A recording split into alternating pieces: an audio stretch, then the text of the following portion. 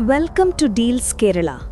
ഇറാനെതിരായ യുദ്ധത്തിൽ president Donald Trump തന്റെ അടുത്ത നടപടികൾ വിലയിരുത്തുന്നതിനിടെ യു.എസ്. ആർമിയുടെ എലൈറ്റ് 82ാമത് എയർബോൺ ഡിവിഷനിൽ നിന്നുള്ള ആയിരക്കണക്കിന് സൈനികർ മിഡിൽ ഈസ്റ്റിൽ എത്തിത്തുടങ്ങിയതായി 2 യു.എസ്. ഉദ്യോഗസ്ഥർ തിങ്കളാഴ്ച റോയിട്ടേഴ്സിനോട് പറഞ്ഞു. നോർത്ത് കാരോലിനയിലെ ഫോർട്ട് ബ്രാഗിൽ നിന്നുള്ള പാരാട്രൂപ്പർമാർ ഈ മേഖലയിലേക്ക് അയച്ച ആയിരക്കണക്കിന് അധിക നാവികരെയും മറീനുകളെയും സ്പെഷ്യൽ ഓപ്പറേഷൻസ് സേനകളെയും കൂട്ടിച്ചേർക്കുന്നു.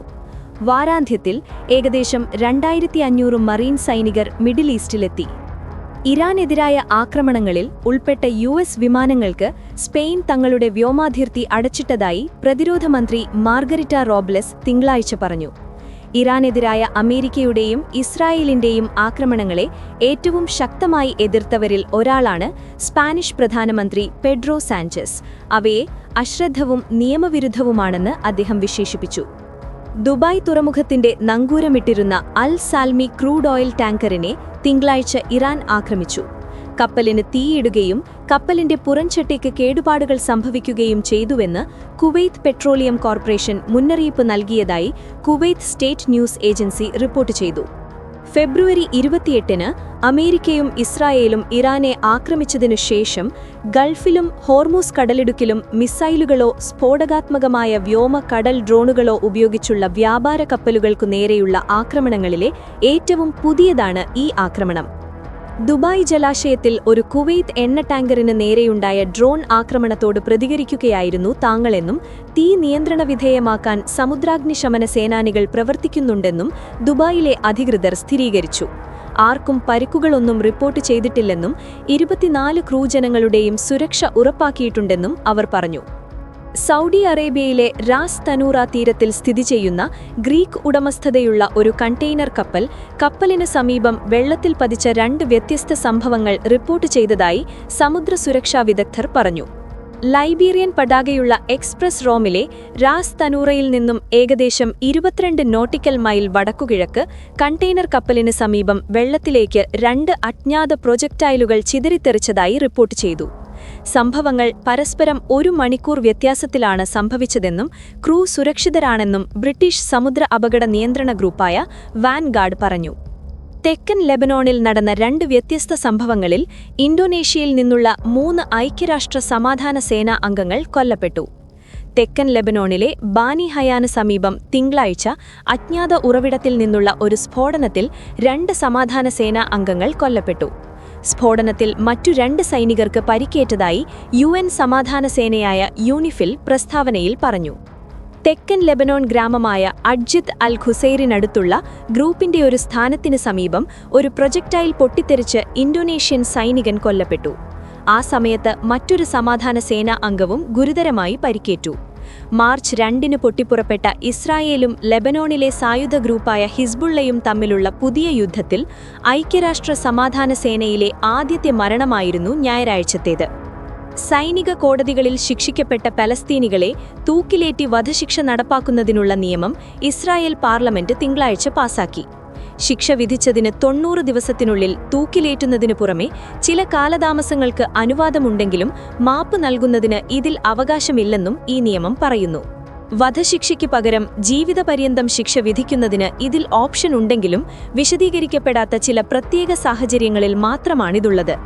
നിയമനിർമ്മാണത്തെ പലസ്തീൻ പ്രസിഡന്റ് മഹ്മൂദ് അബ്ബാസ് അന്താരാഷ്ട്ര നിയമങ്ങളുടെ ലംഘനമെന്നും പലസ്തീനികളെ ഭയപ്പെടുത്തുന്നതിനുള്ള ഒരു ശപിക്കപ്പെട്ട ശ്രമമാണെന്നും അപലപിച്ചു. ഉടൻ കരാറിലെത്തിയില്ലെങ്കിൽ ഇറാനിലെ ഊർജ്ജ കേന്ദ്രങ്ങളും ഖാർഗ് ദ്വീപും ആക്രമിക്കുമെന്ന് യു.എസ്. പ്രസിഡന്റ് ഡൊണാൾഡ് ട്രംപിന്റെ മുന്നറിയിപ്പ്. ഇറാനുമായി നയതന്ത്ര പ്രശ്നപരിഹാരമാണ് ട്രംപ് ആഗ്രഹിക്കുന്നതെന്ന് US. State secretary Marco Rubio പറഞ്ഞു. നിരൂപധിക വെടിനിർത്തലിന് ഇല്ലെന്നും ഉപാധികൾ അംഗീകരിക്കണമെന്നും ഇറാൻ പ്രസിഡന്റ് മസൂദ് പെഷസ്കിയാൻ വ്യക്തമാക്കി.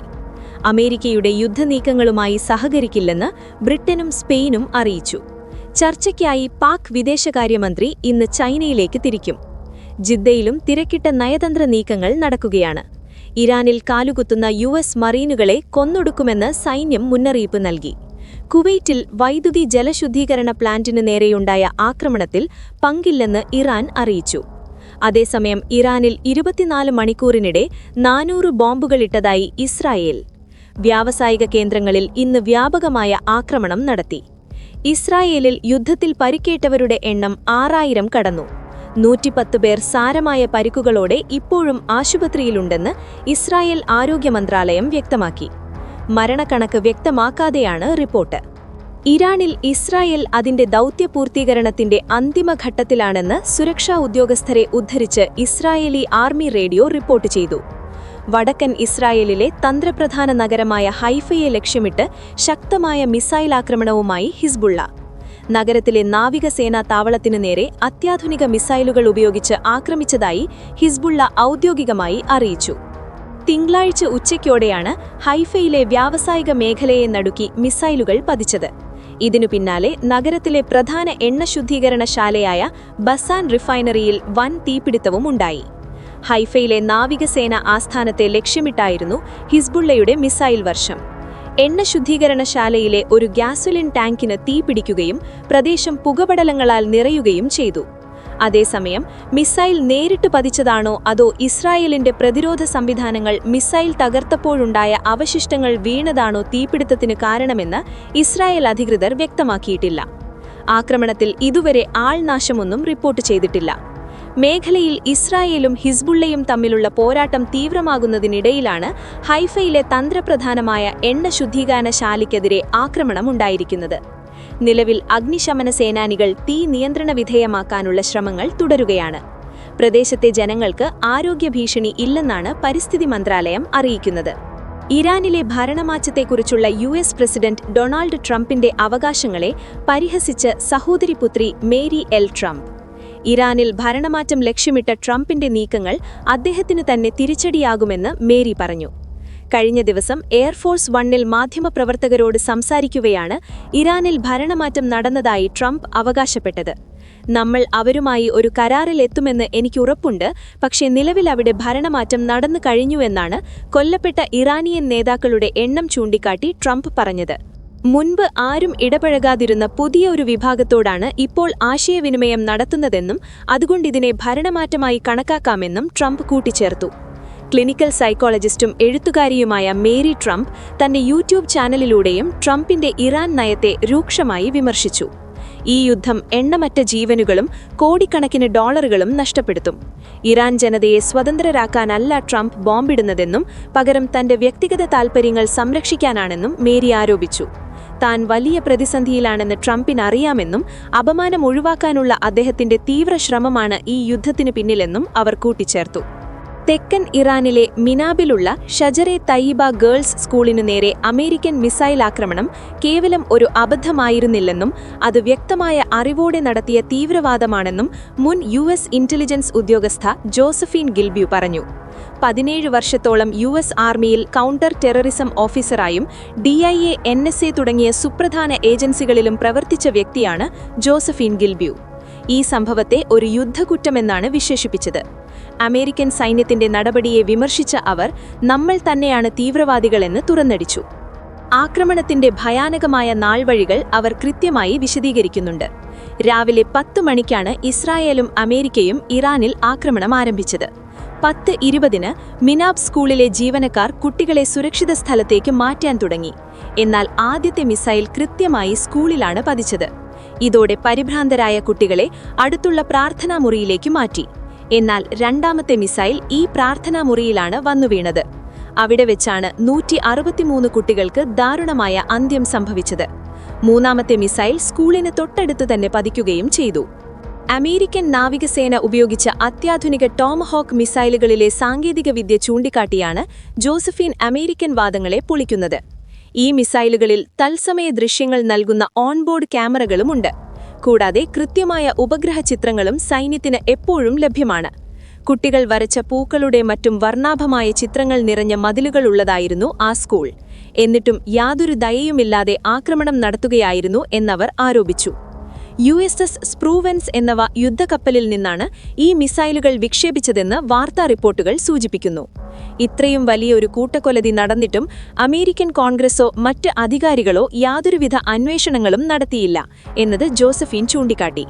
പകരം മാർച്ച് 4, 10, 18 തീയതികളിൽ ഈ കപ്പലിൽ വീണ്ടും ആയുധങ്ങൾ നിറയ്ക്കുകയായിരുന്നുവെന്ന് ജോസഫീൻ ചൂണ്ടിക്കാട്ടി.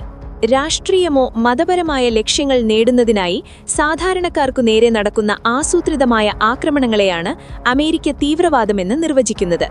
ഈ നിർവചനം വെച്ചു നോക്കുമ്പോൾ ഇറാനിൽ അമേരിക്ക ചെയ്തത് തീവ്രവാദമാണെന്ന് ഒരു മുൻ കൗണ്ടർ ടെററിസം ഓഫീസർ എന്ന നിലയിൽ എനിക്കുറപ്പിച്ചു പറയാൻ കഴിയുമെന്ന് അവർ തുറന്നടിച്ചു. ഫെബ്രുവരി 28-നാണ് ഇറാനിലെ മിനാബിലുള്ള ഷജറെ തയ്യിബ ഗേൾസ് സ്കൂളിനു നേരെ അമേരിക്കൻ ടോമഹോക്ക് മിസൈൽ ആക്രമണം ഉണ്ടായത്. നിലവിലെ സംഘർഷങ്ങളിലെ ഏറ്റവും വലിയ കൂട്ടക്കൊലതികളിൽ ഒന്നായ ഈ ആക്രമണത്തിൽ 165ഓളം കുട്ടികളാണ് കൊല്ലപ്പെട്ടത്. US പ്രതിരോധ സെക്രട്ടറി പീറ്റ് ഹെഗ്സെറ്റ് ഈ ആക്രമണത്തിന്റെ ഉത്തരവാദിത്വത്തിൽ നിന്ന് ഒഴിഞ്ഞുമാറാൻ നിരന്തരം ശ്രമിക്കുമ്പോഴാണ് മുൻ സൈനിക ഉദ്യോഗസ്ഥയുടെ ഈ വെളിപ്പെടുത്തൽ പുറത്തുവരുന്നത്. സാധാരണക്കാരുടെ ജീവൻ നഷ്ടപ്പെടുന്ന കാര്യത്തിൽ ലോകരാജ്യങ്ങൾ കാണിക്കുന്ന ഇരട്ടത്താലിനെയും അവർ ശക്തമായി ചോദ്യം ചെയ്തു. ഇതൊരു ലോകവിരുദ്ധ യുദ്ധമാണ്. ഈ ആക്രമണത്തിന് കാരണക്കാരായവർ ഇതിന് സമാധാനം